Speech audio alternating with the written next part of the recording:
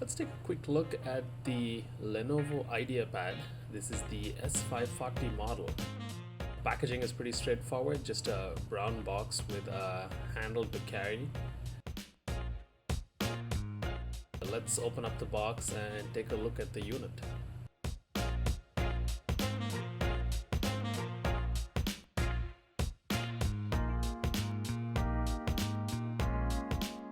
So the laptop is held in place by the white backing form of sorts, and then on the side we have the charging block.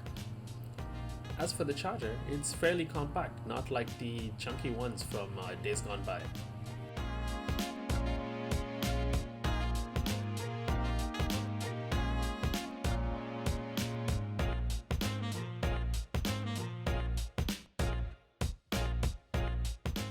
Looking at the IdeaPad device, it's quite a premium looking package. It has a brushed aluminium look. This particular unit is copper.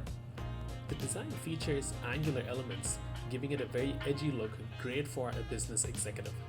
Let's open it up and look at the inside. Also quite nice looking, and on the corner there is a little fingerprint scanner for additional biometric security.